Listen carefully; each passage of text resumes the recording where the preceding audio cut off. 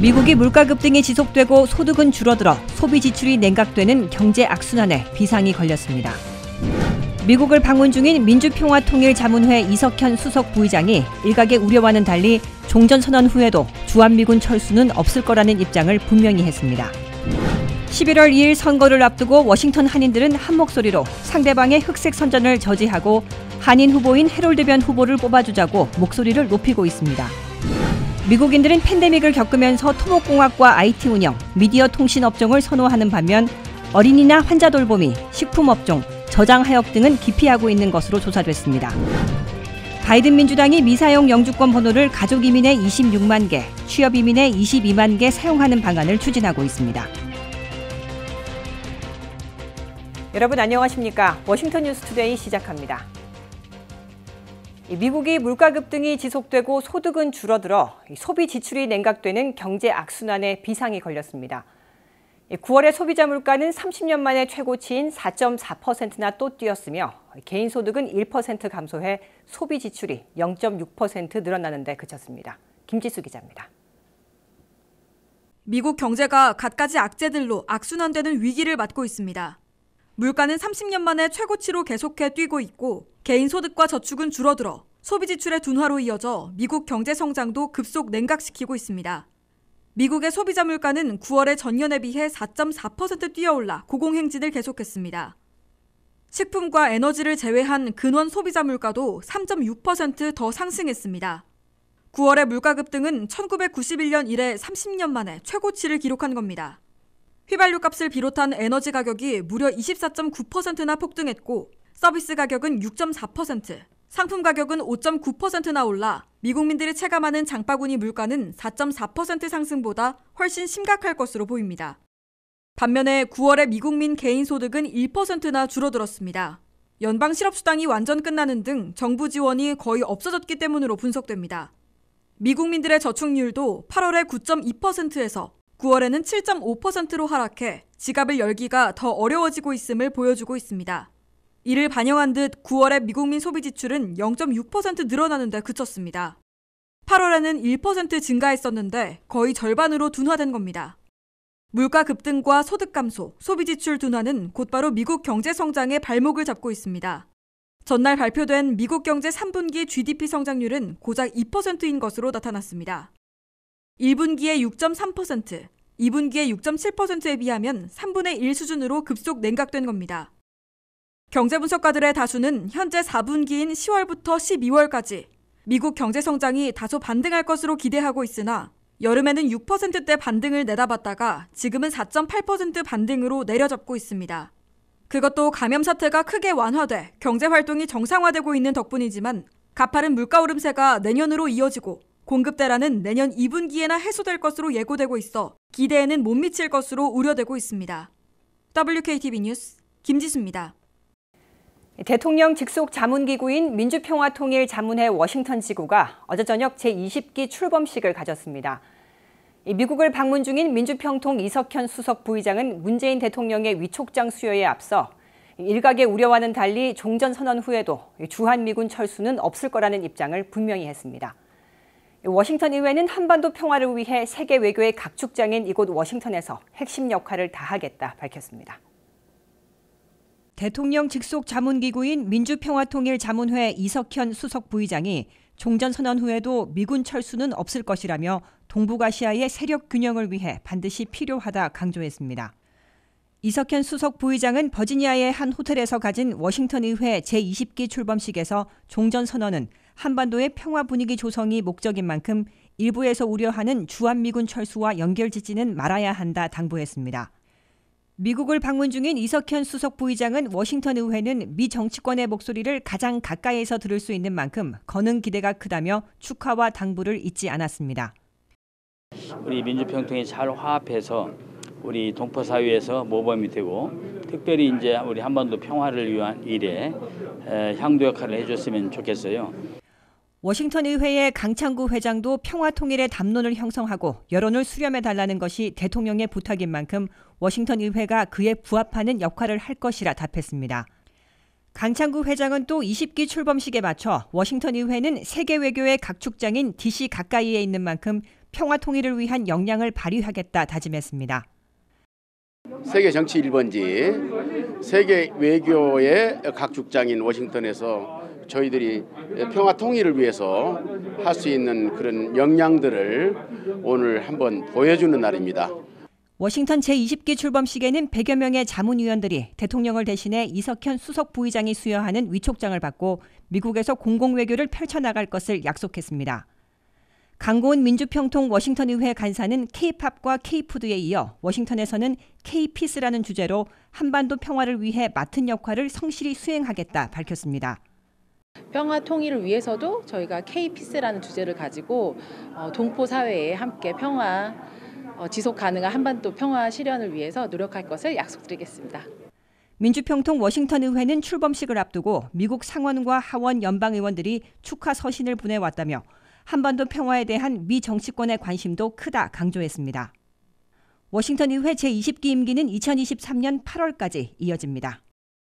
11월 2일 선거를 앞두고 워싱턴 한인들은 한 목소리로 상대방의 흑색 선전을 저지하고 한인 후보인 해롤드 변 후보를 뽑아주자고 외치고 있습니다. 센터빌 한인타운을 포함하는 버지니아 주 하원 40지구에 출마하고 있는 해롤드 변 후보는 한인 파워를 미 전역에서 보여줘 한인들의 권익을 찾자면서 당파를 떠난 한 표 행사와 지지를 호소했습니다. 김지수 기자입니다. 11월 2일 버지니아 선거 결승선에 서 있는 해롤드 변 후보를 지지하고 지원하기 위한 마지막 타운홀 미팅. 코리안 커뮤니티 센터에 모여든 한인들은 당파와 지역을 떠나 이구동성으로 한인 후보를 뽑아주자고 한 목소리로 외쳤습니다. 상기된 모습으로 등장한 해롤드 변 후보는 상대인 댄 헬머 후보가 나를 반유대주의자로 몰더니 이제는 샬롯츠빌 인종주의 시위나 연방의사당 진입 사태에 개입했었다고 명백한 거짓으로 흑색 선전을 펴고 있다고 분개했습니다.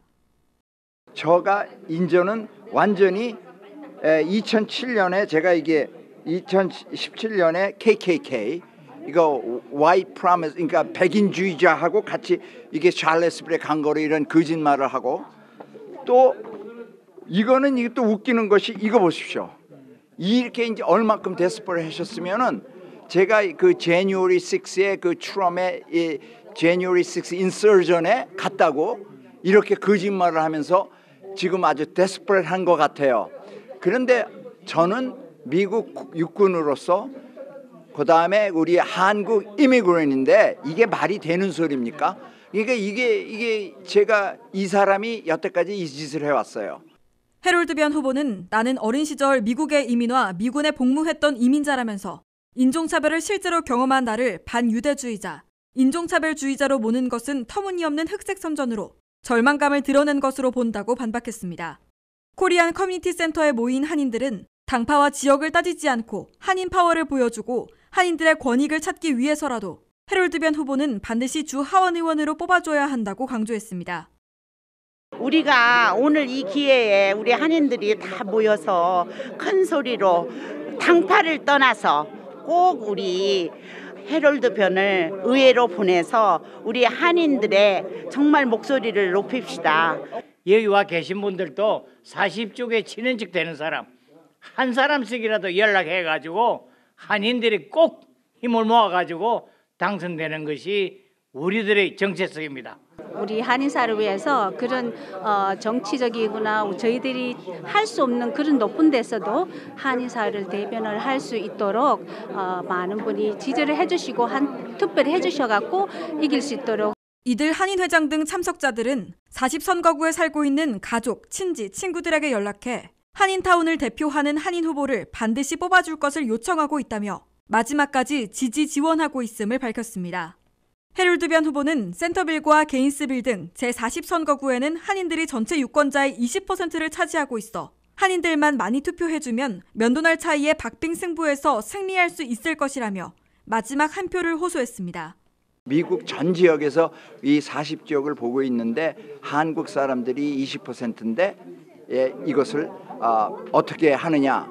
그러면 제가 큰 소리로 만약에 당선이 된다면 리치몬드에 가서 난 한인들 때문에 당선이 됐다 해가지고 큰소리치고 한국의 한인들의 권익을 위해서 열심히 싸울 수 있는 절호의 기회고 우리 한인들의 그 투표율을 미국 전국에 알릴 절호의 찬스입니다. 내일이라도 투표를 하실 수 있어요. 얼리 투표를. 그러나 11월 2일 화요일입니다. 그래서 꼭 좀 투표를 부탁을 드립니다. 해롤드 변 후보가 한인 유권자들의 결집으로 상대방의 흑색 선전을 저지하고 주 하원 의원에 당선된다면 한인들의 효심 파워를 과시할 수 있게 돼 한인 관심사들을 관철하고 한인들의 권익을 찾는 데 중대한 계기가 될 것으로 보여 한인들의 결집이 예의주시되고 있습니다. WKTV 뉴스 김지수입니다. 이 미국민들이 팬데믹을 겪으면서 선호하는 직장과 기피하는 직종이 뚜렷하게 나뉘고 있습니다. 토목공학과 IT 운영, 미디어 통신 업종을 선호하는 반면 어린이나 환자 돌보미, 식품업종, 저장하역 등은 기피하고 있는 것으로 조사됐습니다. 미국민들은 월급이 많고 원격 작업이 가능한 직종에서 주로 일자리를 찾고 있는 반면 힘들게 몸으로 일하는 직업은 피하는 것으로 해석됩니다. 팬데믹이 미국인들의 선호와 기피 직종, 일자리까지 가르고 있습니다. 팬데믹 이전에 비해 미국인들은 고임금이면서도 원격 작업이 가능한 직종의 일자리를 많이 찾고 있는 반면 저임금에 직접 몸으로 힘들게 일해야 하는 일자리는 피하려 하고 있습니다. 취업 전문 사이트인 인디드 하이어링이 조사한 결과 구직 검색이 급증한 직종을 보면 토목공학이 최근 석 달간 5.1% 늘어났고 팬데믹 직전에 비하면 59.1%나 급증했습니다. 또 IT 관련 업종의 구직 검색은 최근 석 달 동안 3.5% 늘어났고 팬데믹 이전에 비해 59% 증가했습니다. 미디어 통신은 최근 8.4%, 1년 전에 비하면 48.7% 늘어났습니다. 이들 업종의 구직 검색이 크게 늘고 있는 이유는 임금 수준이 높으면서도 재택근무 등 원격으로 일할 수 있기 때문으로 근로자들은 밝히고 있습니다. 반면 미국 근로자들이 기피해 구직 검색이 급락한 직종을 보면 주로 임금 수준이 낮으면서도 직접 몸을 써서 힘들게 일해야 하는 직종으로 나타났습니다. 차일드 케어, 아이 돌보미는 최근 석 달간 7.2% 줄어들었고 팬데믹 직전에 비하면 15.2% 감소했습니다. 장기 치료나 요양을 집에서 돌봐주는 홈케어 직종은 최근엔 8%나 줄어들었고 팬데믹 이전에 비하면 무려 33.3%나 급감했습니다. 식품 준비와 서비스 업종의 일자리 찾기는 최근 4.8%, 팬데믹 이전에 비하면 18.3% 각각 줄어들었습니다. 물품들을 저장하고 하역하는 직종의 구직 검색은 최근 석 달 동안에도 4.4% 줄었고 팬데믹 이전에 비하면 가장 많은 39.8%나 급락했습니다. 미국민들이 선호하거나 기피하는 업종, 일자리가 뚜렷해짐에 따라 관련 업계는 임금과 비용 상승, 구인난 등을 동시에 겪고 있는 것으로 나타났습니다. 미국 근로자들의 임금은 9월에도 평균 4.6% 올라 업계의 비용이 상승하고 결국 상품이나 서비스 비용을 올리는 상황으로 이어지고 있는 것으로 해석됩니다. 8월 한 달 동안 430만 명이나 이직하며 주로 더 나은 일자리로 옮기거나 본인의 비즈니스를 하기 위해 창업한 것으로 나타나 인기 있는 직종이나 기피하는 업종이나 동시에 사람을 구하기 힘든 구인난을 겪고 있는 것으로 분석됩니다. 바이든 민주당이 이민 정체를 해소하기 위해 근 30년간 사용하지 못한 미사용 영주권 번호들을 가족 이민의 26만 개, 취업 이민의 22만 개 재사용하는 방안을 추진하고 나섰습니다. 미사용 영주권 번호의 25%인 55만 개만 재사용해도 가족 이민 400만 건과 취업 이민 100만 건을 획기적으로 줄일 것으로 예상되고 있습니다. 한면택 기자입니다. 바이든 민주당이 서류미 비자 구제에 밀려있던 합법이민 신청자들의 기다림 고통을 덜어주려 이민적체 제고를 본격 시도하고 나섰습니다. 조 바이든 대통령이 민주당 내 의견을 결집해 기본 합의안으로 발표한 1조 8,500억 달러 규모의 더 나은 미국 재건 법안에는 1,000억 달러의 이민개혁 예산이 배정됐습니다. 특히 합법이민자들의 기다림 고통을 덜어주기 위해 미사용 영주권 번호를 재사용해 이민 적체를 제거하겠다는 방안을 포함시켰습니다. 바이든 민주당이 미사용 영주권 번호를 재사용하려 할 경우 이 제도가 도입된 1992년부터 2021년까지 사용하지 못해 사장되어 있는 영주권 번호의 일부를 법률로 리캡처해서 연관 쿼터를 넘겨 그만큼 그린카드를 더 많이 발급하게 됩니다. 1992년부터 2021년까지 늑장 이민 행정 등으로 연관 코트만큼 그린카드를 발급하지 못해 사용하지 못한 영주권 번호는 가족이민 56만 개, 취업이민 58만 개 등 220만 개나 있는 것으로 나타났습니다. 민주당 하원이 9월에 가결했던 미사용 영주권 포로 재사용화는 그중에서 25%인 50만 개를 재사용해 가족이민 26만 개, 취업이민 22만 5천 개 그린카드를 더 발급하도록 제안하고 있습니다. 바이든 민주당이 최종안에서 하원안을 채택할 경우 가족이민 영주권 대기자들에게 연관 코트와는 별도로 26만 개 그린카드를 더 발급해주고 취업이민에서는 22만 개를 추가 제공하게 된다는 뜻입니다. 국무부 통계에 따르면 2020년 11월 현재 이민적체는 가족이민 376만, 취업이민 21만 등 400만 건에 달하고 있습니다. 이에 따라 취업이민은 한 번에 적체를 제거할 수 있고 가족이민은 한꺼번에 적체를 제거할 수는 없어도 획기적으로 대기 기간을 줄이고 더 빨리 더 많이 영주권을 발급할 수 있게 될 것으로 기대되고 있습니다.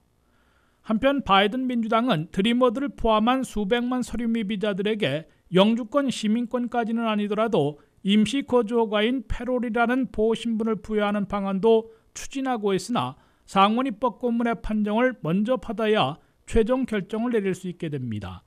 WKTV 뉴스 한면택입니다.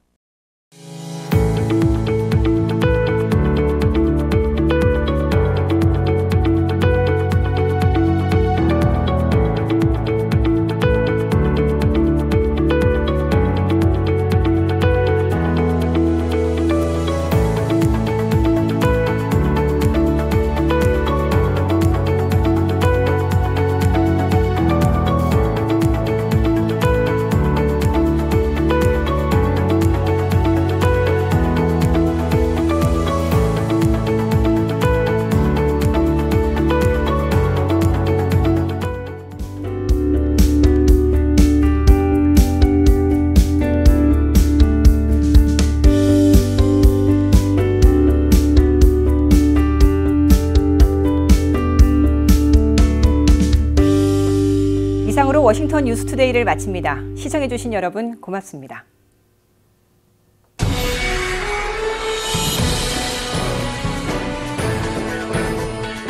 I'm Glenn Youngkin, candidate for governor, and I sponsored this ad. 저는 폴 트로스입니다. 저는 지난 12년 동안 학교 선생님으로 근무를 해왔는데 우리는 진정한 리더십이 필요합니다. 테리 맥컬리프는 주지사로서 교육계의 발전을 위한 기회가 있었지만 살리지 못하고 어려움만 가중시켰습니다. 하지만 글렌 영킨은 아주 다릅니다. 저는 그가 계획하는 의미를 알고 신뢰가 가기 시작했습니다. 영킨은 학업 기준을 높이고 학교를 안정시키는 동시에 선생님들의 급여를 인상할 계획을 가지고 있습니다. 저는 글렌 영킨을 믿습니다.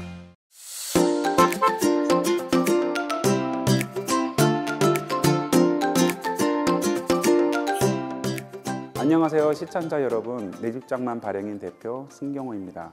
오늘 강건 옴니 화재 대표님을 모시고 주택보험에 관한 이야기를 두 번째 시간으로 마련했습니다. 오늘 정말 재밌는 질문들이 많은데요. 잘 봐주시면 감사하겠습니다. 안녕하세요 강건 대표님. 네, 안녕하세요. 네, 바로 질문 들어갈게요. 얼마 전에 있었던 일이었는데요. 핸디맨이 집에서 일을 봐주셨어요. 그래서 2층에서 천정을 수리하시다가 사다리에서 넘어지셔서 손가락을 다치셨어요. 근데 손가락을 장애 판정을 받으셔서 지금 병원에 가셔야 되는 문제가 생겼는데요. 그럴 때는 집주인과 또 핸디맨 그분의 관계는 보험으로 어떤 보상을 받을 수 있는지 한번 말씀해 주시겠어요? 집에 손님이 오셨거나 핸디맨을 고용했을 경우, 그래서 집안에서 일을 하시다가 다치셨을 경우 집보험 안에 있는 메디컬 커버리지로 커버가 되게 됩니다. 기본적인 커버리지는 보험회사에 따라 틀리지만 5,000불에서 10,000불 정도 생각하시면 될 것 같고요. 혹시나 집주인이 법적 공방으로 이어져서 변호사를 고용하셔야 한다면 집보험 안에 있는 퍼스널 라이어빌리티로 커버가 되게 됩니다. 집주인의 부주의로 만약에 판정이 됐다면 집보험 안에 있는 퍼스널 라이어빌리티로 그 비용을 지불하게 됩니다. 여기서 기억하셔야 될 거는 핸디맨을 고용하실 때 꼭 라이센스와 인슈런스 있는 분을 고용하실 것을 꼭 부탁드리겠습니다. 그러면은 일반적으로 보통 시청자분들이 집에 핸디맨을 부르고 그래서 집에 모든 물건을 고칠 때 집주인도 조심해야 되고 핸디맨도 조심해야 되는 부분이 맞습니까? 네, 맞습니다. 아까도 말씀드렸듯이 그런 분들을 고용하실 때는 인슈런스와 라이센스를 꼭 확인하시고 고용하시기를 꼭 권장해 드립니다.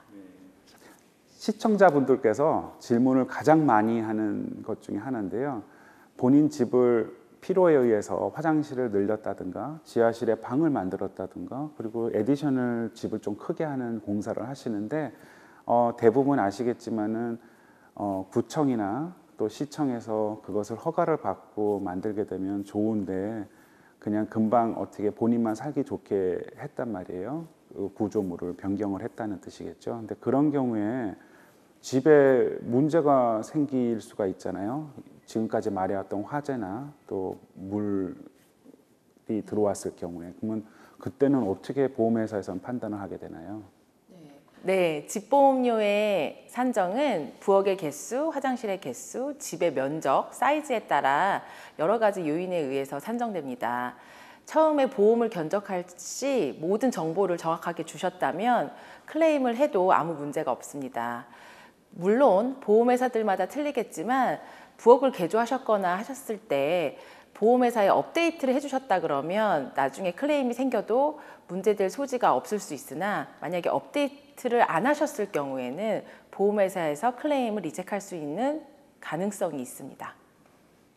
그러면은 저희가 첫 번째 물어봤던 질문에 핸디맨을 고용해서 집에 화장실을 늘렸고 그러면은 그 다음에는 허가를 잘 받아서 정확하게 화장실 개수를 늘린 다음에 다시 보험회사에 알리는 것이 정확한 방법이겠군요. 네, 집주인 분들께서는 바쁘시거나 정신이 없어서 집을 개조했거나 공사를 하셨거나 하셨을 때 그냥 간과하고 지나가실 수도 있는데 꼭 그런 부분들을 기억을 하셨다가 보험 전문인에게 업데이트를 해주시면 무슨 일이 생겨도 커버를 받으실 수 있는 확률이 많으시기 때문에 꼭 기억해 두시기 바랍니다. 장마철 때 밖에 비가 많이 오잖아요. 그러면은 비가 너무 많이 와서 갑작스럽게 집에 물이 지하실에 들어왔어요. 그때랑 또 위에 있는 화장실에서 물이 넘쳐서 욕조에서 물이 넘쳐서 집안에 모두 물에 찼어요. 그럴 때는 보험 처리가 어떻게 되는지 한번 말씀해 주시겠어요? 네, 지금 승 대표님께서 되게 중요한 질문을 해주셨습니다. 저희 시청자분들께서는 꼭 기억해 주셨으면 합니다. 홍수라는 거는 밖에서 물이 흘러 들어와서 집안에 물이 찼을 때를 홍수라고 간주합니다. 그래서 바닥에서 물이 넘쳐서 집안으로 흘러 들어온 경우는 집보험에 홍수보험을 추가로 애드해 놓지 않으셨을 경우에는 커버가 되지 않습니다. 하지만 천장에서 물이 샌다. 그러면 어떤 메인테넌스 이슈로 고치지를 않아서 물이 샌다 그러면 보험 클레임을 리젝될 수 있지만 그게 아니고 뭐 허리케인이 왔다던가 비가 너무 많이 와서 갑자기 물이 샜다. 그런 거는 집보험에 워러 백업이라는 커버리지를 애드해 놓으셨으면 커버가 가능합니다. 강 대표님 말씀하신 것 중에 갑자기 생각이 났는데요. 겨울철에 눈이 많이 왔어요. 근데 집주인이 드라이브웨이랑 그리고 계단을 청소를 잘 안 해놓으신 거죠. 근데 우체부께서 편지를 가져다 주시다가 거기서 넘어지셔서 다리를 크게 다치셨어요. 그때는 어떤 보상 처리가 가능한가요? 네, 집보험으로 커버가 되게 됩니다. 만약에 우체부가 다치셨을 경우 집보험 안에 있는 메디컬 페이먼으로 커버가 되고요. 그것 또한 집주인의 부주의로 판정이 되어 만약에 법정 공방으로 이어진다면 퍼스널 라이어빌리티로 커버가 되게 됩니다. 강고은 대표님, 오늘 두 번째 시간이었는데요. 너무 좋은 정보 감사하고 다음 시간 또 기대하겠습니다. 네, 감사합니다.